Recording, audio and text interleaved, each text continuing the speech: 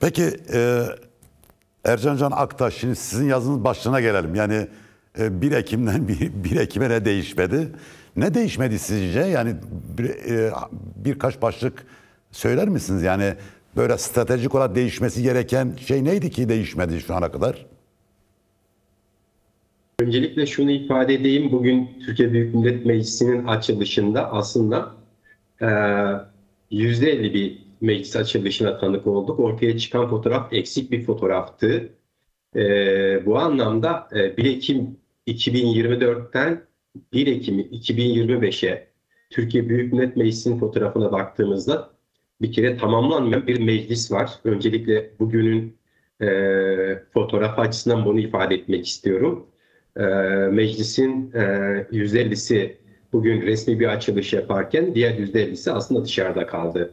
Bir kere bu yaklaşımın kendisi bile iktidarın bu sürece nasıl yaklaştığı açısından bize çok ciddi bir veri vermektedir. Bir tarafta 100 yıllık bir meseleyi çözmeye çalışıyoruz. Kardeşlik temelinde çözmeye çalışıyoruz. Kürtler, Türkler, Araplar bir arada yaşayacağız. Hatta bugün Erdoğan buna şunu da ekledi. Sadece Türkiye'deki Kürtler değil, bütün coğrafyada yaşayan Kürtler için birinci kapı Türkiye'dir dedi. Ancak bu söylemi bir tarafa koyduktan sonra gerçek fotoğrafa baktığımız zaman bu fotoğrafın tamamlanmadığını görüyoruz. Bu anlamda Bu fotoğrafta AKP, eksik olan Erdoğan ne? merkezli. Bu fotoğrafta eksik olan ne peki? Eksik olan Türkiye Cumhuriyeti'nin en temel meselesini çözmeye çalışıyorsak bizim bu konuda diğer siyasi aktörleri de bu süreci katmamız gerekiyor. Ancak Erdoğan'ın pozisyonu bu süreci demokratik dinamiklerle çözmek, topluma mal etmek, toplumu bu işin öznesine dönüştürmek, medyayı bu işin parçasına dönüştürmekten ziyade Sayın Doğan'ın da ifade etmiş olduğu gibi Erdoğan Ekim 2024 tarafından bu tarafa kurmuş olduğu terörsüz Türkiye söylemiyle olayı güvenlik perspektifinden çıkarmak istemiyor. Yani Erdoğan'ın demokratikleşme konusunda bir bagajı yok. Mesela somut olarak bakıp da anlamak istiyorum. Fakat Erdoğan'ın bugüne kadar pratik anlamda gündelik hayata, cezaevindeki siyasi tutsaklara, Öcalan'ın tecritine, Demirtaş'ın özgürlüğüne dokunan hiçbir ifadesini görmedik. Ve parantez içi şunu da ifade etmek istiyorum. Sayın Olgun'a da bir cevap vermek istiyorum. Durduğum yerden hani olumlu şeyleri elbette sıralayabilirim. Bunu hem sistem açısından hem Kürt Özgürlük Hareketi açısından. Ancak bizler 1 Ekim 2024'ten 1 Ekim 2025'e geldiğimizde sürecin başka varyantlarını da görmek durumundayız. Sizin de ifade ettiğiniz gibi bugün ben neler değişmediye odaklanmak istedim ve bunu anlatmaya çalıştım.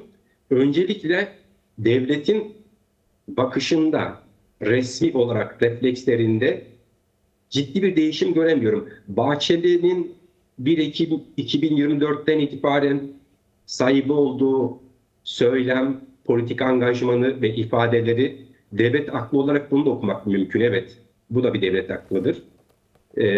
Bunu da kabul ediyorum ve bir yere koyuyorum pozitif olarak. Ancak diğer tarafta icra pozisyonunda olan 7/24 bu topluma seslenen iktidar elitinin kendisinde böyle bir değişim göremiyoruz. Halen olayın öznesini görmeme, görünmez kılma yaklaşım içerisinde olduğunu görüyoruz. Karşıda Kürt halkının 50 yıl öncesi de var. Muazzam bir direnişi, deneyimleri, açığa çıkardıkları muazzam bir özgürleşme potansiyeli. Bütün bunları reddetmesini bir yerde anlamak mümkün ama yok sayması, halen bundan diretmesini çok anlamlı bulmuyorum. Evet. Birinci nokta bu. İkinci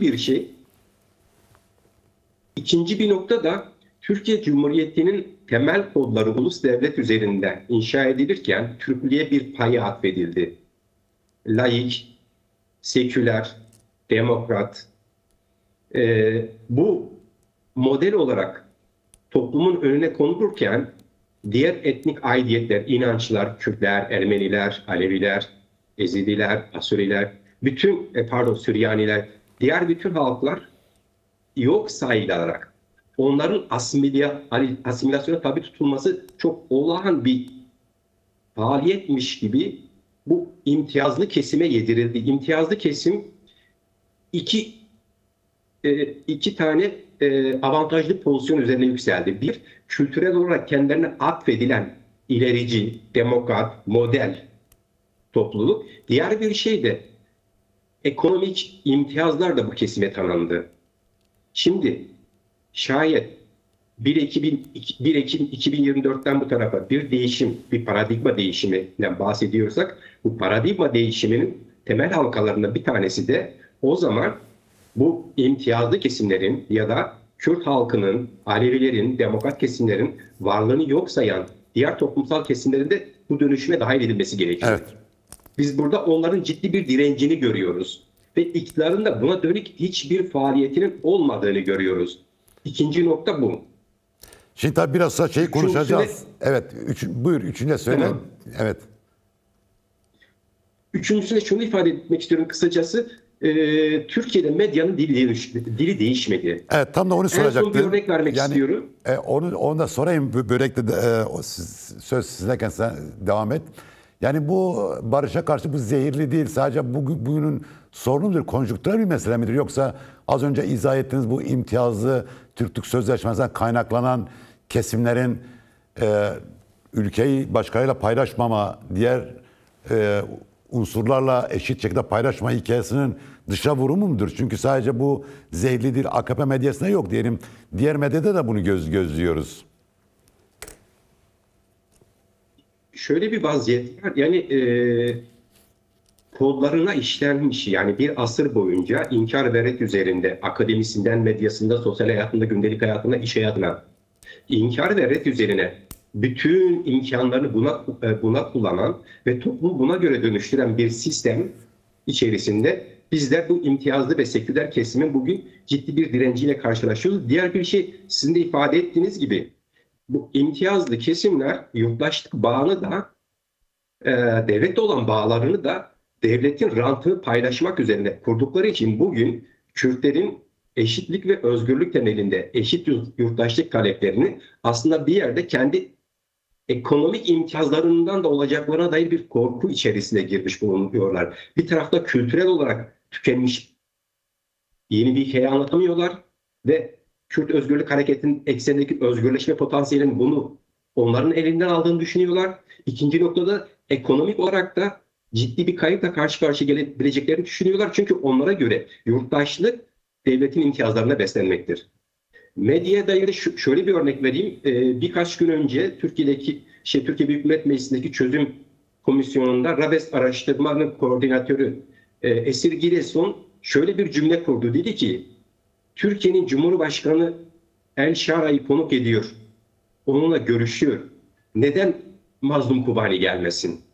Bunun üzerine buna en büyük tepkiyi veren Kemalist medya oldu mesela. Cumhuriyet Gazetesi, Sözcü. En büyük nefret dilini kusanlar bunlar oldu. Şimdi bir de şöyle bir parantezle bakıyorum.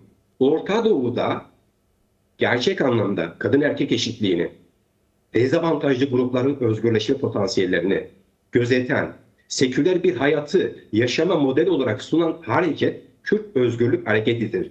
Objektif olarak şuradan baktığımızda aslında Türkiye'deki seküler kesimlerin, kendilerine Kemalist, sol, demokrat, liberal ne diyorlarsa artık, Türkiye'deki seküler kesimlerin objektif olarak Kürt hareketinin, Kürt Özgürlük Hareketi'nin bu pozisyonunu görüp yanında durması gerekiyor. Çünkü Orta Doğu'daki sistemler hani ne yazık ki hani burjuva demokratik sistemlerle bile kıyaslayamayacağımız kadar ötede. Evet. Yani bazen aşiret devletleri deniyor, aslında bu abartı değil. Orta Doğu hani aşiretlerin ve dar ekonomik grupların ekseninde bir iktidar havuzu içerisinde yönetilirken buna alternatif kuran Kürt Özgürlük Hareketi seküler bir yapıdır.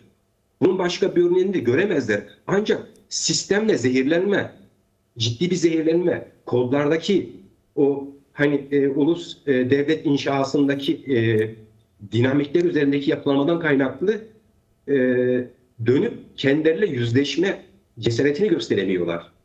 Şimdi tabii Ercan Can Aktaş, şimdi tabii bu ortada bir masa var mı bilmiyoruz gerçekten.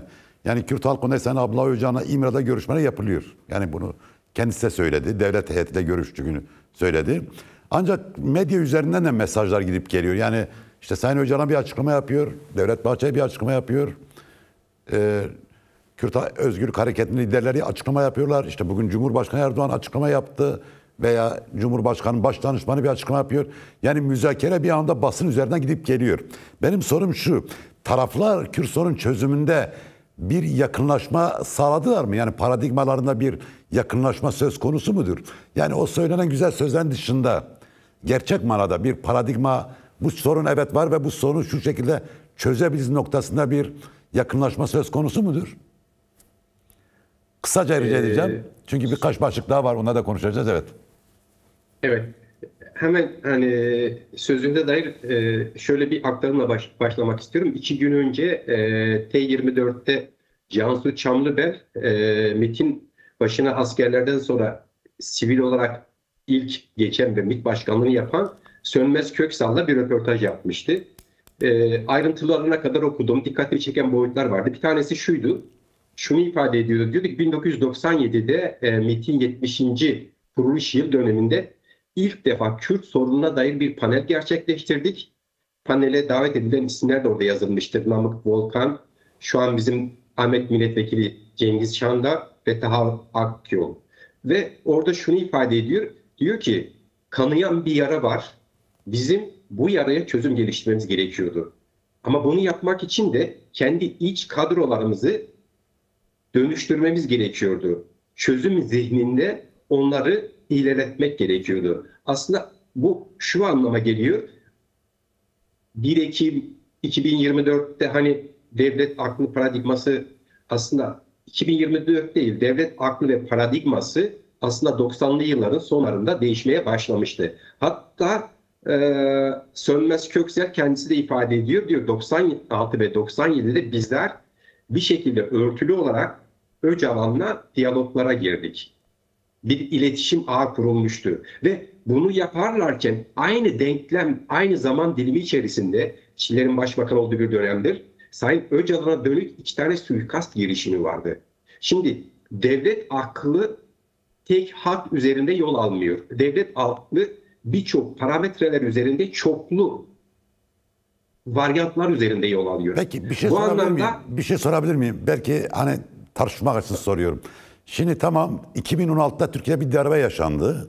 15 Temmuz darbesi yaşandı. Ondan önce de bazı hikayeler var. Tabi bu Ergenekon davası, bazı askeri kesimlerin tasfiyesi gündeme geldi. Yani şu anda devlet aklı daha mı homojen Türkiye'de? Yani geçmişe göre. Diyelim 90'lı yıllara göre hani daha farklı klikler var devlet içerisinde. Acaba şimdi devlet daha mı homojen bir yapıyla karşı karşıyayız yoksa?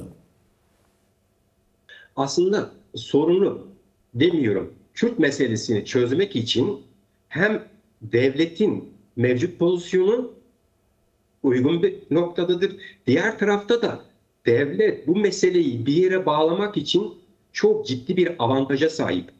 1 Ekim 2024'te o süreç başladığında sürekli acabalar vardı. Öcalan bir açıklama yapacak mı? Öcalan açıklama yaptığında PKK kabul edecek mi? PKK kabul ettikten sonra silahlar bırakılacak mı? Silahlar bırakıldı ve devam ediyor. Yani şunu da ifade etmek istiyorum. Hani siz de ifade etmiştiniz. Bugünkü yazımın başlığı ne değişmedi? Değişmeyen şeylerden bir tanesi Öcalan'ın çözüme dair olan kararlılığı ve samimiyeti. İkincisi Kürt Özgürlük Hareketi'nin bu samimiyet ve kararlılığı omuzlayarak, yüklenerek içine girmiş olduğu pratik tavırlar. Bunu bir yere koyuyorum. Kürt meselesini bir yere bağlamak için Kürt halkının politik dinamikleri bugün her günkünden çok daha iyi ve olumlu bir pozisyondadır. Türkiye Cumhuriyeti Devleti de aynı şekilde geçmişte ifade etmeye çalışmıştım bir örnekte. Bir tarafta hani bir diyalog kurulmaya çalışılırken diğer tarafta suikast girişimleri yapılıyordu. Bugün sürece hani 1 yıl önce başladığımızda bu ihtimaller üzerine zaman zaman konuşmalar oldu. Hatta Sayın Öcalan da bu konularda açıklamalarda bulundu. Ancak bizler bunu engelleyebilecek ciddi bir handikapla şimdiye kadar karşılaşmadık. Sayın Olgun da ifade etti. Türkiye'deki milliyetçi kesim açıkta ve çok radikal bir şekilde ve işte Kemalist kesimler açık ve radikal bir şekilde bu sürece karşılar. Fakat bunların da hani süreci bir hani yol kazasına dönüştürebilecek bir potansiyele sahip olmadığını görüyoruz. Bu anlamda devlet, evet devlet aklı her zamankinden daha homojen. Tek bir şöyle bir fark var. İktidarın mevcut siyasi denklemi kendisinin iktidarının sürekliliğine yedeklemek istemesi gibi bir akıl var Erdoğan'ın. Bu süreci biraz zorluyor. Ancak hani Bahçeli ve ekseninde hani devlet bürokrasisinde çok da çatışmalı bir yapının olduğunu, sürece karşı farklı pratiklerin olduğunu dair herhangi bir gözlemlememiz, herhangi bir tartışmanın da yürüdüğüne tanık olmadım. Bu anlamda objektif olarak iyi durumda. Yani karşıt iki taraf var. Her iki taraf da bu meseleyi bir yere bağlamak için oldukça pozitif ve iyi bir noktadır. Çünkü Orta Doğu'daki jeopolitik ve jeostratejik koşullar da aslında bunu zorluyor. Evet. Şimdi tabii az önce bir parça değindik ama bir başlık, iki başlık daha var. Daha doğrusu birincisi Rojava, ikincisi Erdoğan meselesi, Erdoğan'ın ABD ziyareti. Şimdi doğrusu eşit söz dağıttı mı dağıtmadı mı bilemiyorum. Tabii Nezahat tek kadınımcı olduğu için o istediği kadar konuşabilir. Yani o konuda bir sınırlama pozitif getirmiyoruz. Evet. Yok, evet öyle bir şeyden etmiyorum. Ama doğrusu her üçümüze çok torbalarınız çok dolu olduğu için, söyleyecek çok sözünüz olduğu için kesmek de istemiyorum. Şimdi Ercan Can Aktaş'la başlayalım bu başlığa da. Şimdi bu Rojava Suriye neden bu meselede odak haline geldi? Bugün Erdoğan da ısrarla bunu belirtti ve tehdit etti aslında. Yani dejavuya müsaade etmeyeceğiz derken yani Kürtlerin orada bir statüko elde etmesine müsaade etmeyeceğiz demek istedi. Bunun Türkçe tercümesi bu. Ta bunu 2012'de söylemişti. Rize'de yaptığı bir toplantıda aynen şu cümleyi kullanmıştı. Kuzey Irak'ta içine düştüğümüz hatayı Kuzeydoğu Suriye'de tekrarlamayacağız. Yani orada Kürtlerin bir statü elde etmesine müsaade etmeyeceğiz dedi. Bugün de bunu tekrarladı. Şimdi bu Rojava Suriye meselesi bu meselede odak bir mesele ise şimdi burada bu Rojava Suriye'de çözüm gerçekleşmese nasıl olacak peki bu iş? Şimdi burada Erdoğan ciddi bir paradoksu var. Öncelikle buna işaret etmek lazım. Erdoğan meseleyi bir yere bağlamaya çalışırken adeta işin öznesini yok sayarak ve gerçek anlamda da hani demokratikleşme sürecinden uzak tutarak kendisini. Çünkü demokratikleşmenin kodları harekete geçtiği anda itibaren Erdoğan'ın pozisyonu sarsılıyor. Bunu 2019-2024 süreçlerinde çok iyi gördük. Biraz önce Nezahat arkadaşın da ifade ettiği gibi aslında Türkiye'de iktidar karşıtı demokratik bir ortaklık kurulmuştu ve bu Erdoğan'ın mevcut iktidar açısından çok ciddi bir risk barındırıyor. Öncelikle buna değinmek istedim. İkinci bir şey. Şimdi Erdoğan kafasında gerçek anlamda muhataplarını kabul edip onların öznelliğini görerek sorunu tartışmayı hani bir masaya açık bir şekilde şeffaf ve müzakere açık bir şekilde koymak gibi perspektif olmadığı için arka kapılardan başka parametreler üzerinde bir yere bağlamaya çalışıyor. Şimdi Rojava'daki Kürtlerin mevcut pozisyonunu kabul etmeyen bir bakış, bir akıl aslında Kürt sorununu çözemeyeceğini de çok iyi farkındadır. Bence şunu yapmaya çalışıyor Erdoğan. Mümkün oldukça Kürtlerin kolektif kazanımlarını bastırmaya, baskılamaya, paralize etmeye ve Kürtleri en asgari pozisyonla ikna etmeye çalışıyor. Bu geleneksel olarak şöyle bir soru var. aykırı bir şeydir. Şöyle bir soru aklıma geliyor. Tamam, stratejik olarak bunu yapmak istiyorlar. Yani bu konuda hiçbir şüphe yok. Peki bunu başaramazsa ne yapacak? Yani diyelim ki Erdoğan çabaladı. İşte bugün de söyledi. Bütün diplomatik kanallarımız açıktır dedi.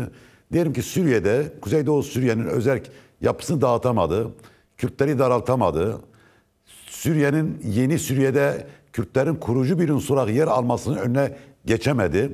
Ademi merkeziyetçi bir Suriye oluştu. O zaman ne yapacak Erdoğan ve Türk devleti sence? Aslında çok basit. Güney Kürdistan'da Türkiye Cumhuriyeti Devleti'nin itirazı ve inkarı bir sonuç doğuramadı ve bugün bir Güney Kürdistan Cumhuriyeti bölgesi gündelik hayatın bir parçası, devletler sisteminin bir parçası ise Rojava'da böyle olacak. Yani Türkiye'nin mevcut pozisyonu bunu engellemeye yetmeyecek. Yani Suriye'deki sistem Tayyip Erdoğan'ın kafasındaki bir sistem olmayacak. Çünkü ben şunu hep kendime çok söylerim mesela. Aslında Tayyip Erdoğan'ın ve Bahçeli'nin kendi ittifaklarını 2015-16'da kurarlarken ki kafalarındaki Türkiye başka bir Türkiye'ydi. Başka bir yere gitmek istiyorlardı. 2030'da başka bir yerde olmak istiyorlardı. Ama olmuyor. Toplumsal gerçeklikler, toplumsal dokular, yani sosyolojinin gerçekliği bazen siyasi yapıları yaşam alanlarını daraltır ve onları başka bir şeye zorlar. Ben Suriye'deki gerçekliğinde, Suriye'deki sosyolojik gerçekliğinde Tayyip Erdoğan kafasındaki bir şemaya uymayacağını ve nasıl ki Barak söylemde de olsa kendisini dönüştürmeye başladıysa Erdoğan da bu sürecin içerisine girecektir. Sembolik bir haber okudum önceki gün. Nusaybin'le Kamışlı arasındaki bir kapının açılıyor olması. Aslında Erdoğan bir tarafta katı bir şekilde sürece karşıyken diğer tarafta da yani ufak ufak da olsa pratikte bazı şeyler daha başka bir ihtimali yaşamsal kılmaya başlıyor. Evet. Yani hayatın gerçekliği, bu hayatın gerçekliği söz konusu ve o Erdoğan'ı da mecbur bırakacak. Evet. Şimdi son bir başlık da açalım. Yani Ercan Can sizinle başlayalım. Şimdi tabii bugün NTV muhabirinin, Washington'daki NTV muhabirinin kameralar açıkken sözleri de yansıdı. Erdoğan'ın tabii Amerikan ziyareti Türk basında fazla başka görüldü. Dünya medyası başka gördü. Ama Tom Barak'ın dediği bir şey vardı. Yani bu Türkiye Büyükelçisi ve Suriye Lübnan özel temsilcisi Trump'ın.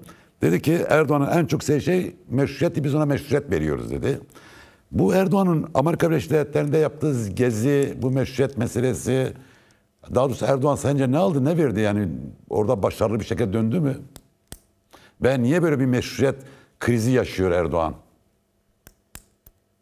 Bir kere öncelikle şunu ifade etmek istiyorum. Trump'ın iktidara gelişinden itibaren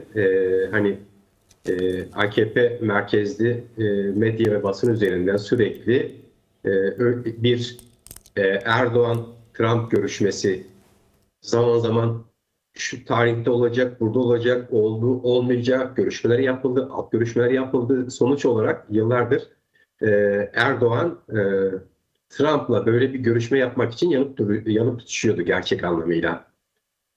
Şimdi bu anlamda aslında Erdoğan direkt olarak kendisini bu şekilde sunarken adeta Trump'la görüşmesinin kendisine bir meşruiyet vereceğine dair bir atmosfer oluşturmuş oluyor. Aslında orada karşı tarafın ifade etmiş olduğu şey Erdoğan'ın dayattığı bir tablonun okunmasıdır. Evet. Birincisi bu. İkinci bir durum da Türkiye'deki toplumsal dinamikler içerisinde devletin bütün şiddet tekelini, yargı tekelini arkasına alarak toplumsal bir dizayn, toplumsal mühendislik yapmaya çalıştı Erdoğan. Fakat bunu başaramadı. Tayyip Erdoğan'ın muhafazakar, siyasi İslam stratejisi ve politikası üzerinden bugün topluma anlatabileceği bir hikayesi yok. Bu anlamda kültürel hegemonya, zaman zaman kendileri de bunu tartışırlar. Kültürel hegemonyayı kıramadılar. Çin'in kültürel hegemonyası o başka bir tartışma. Ancak bu anlamda şunu itiraf ediyorlar. Bir, Türkiye'deki toplumsal dinamikler üzerinde kendi meşruiyetini yitirdiğini itiraf eden bir iktidarla karşı karşıyayız. bunu dışarıdaki bir insan üretmedi. Erdoğan'ın pratiğine, Erdoğan'ın sergilemiş olmuş olduğu fotoğrafa sadece işaret parmağıyla bize göstermiş oldu. Yani bu anlamda gerçekliği böyle hani spesifik bir şekilde anlatan bir cümle oldu o sadece. Evet. Ama gerçeklik çıplak bir şekilde ortadaydı zaten. Evet. Ve Şimdi, şunu da ifade etmek istiyorum. buyur. Hani bütün bu baskı ve totaliterizme rağmen huzursuz bir iktidar var. Rahat edemeyen bir iktidar var. Kaygılı, endişeli bir iktidar var. Yani bir türlü kendisini bütün bu kadar devasa güce rağmen hani rahat bir pozisyona ulaştıramamış hani dünya düzeyinde örnek liderler derler ya. Bir tarafta da gerçekten hani böyle bir paradoksla karşı karşıyayız.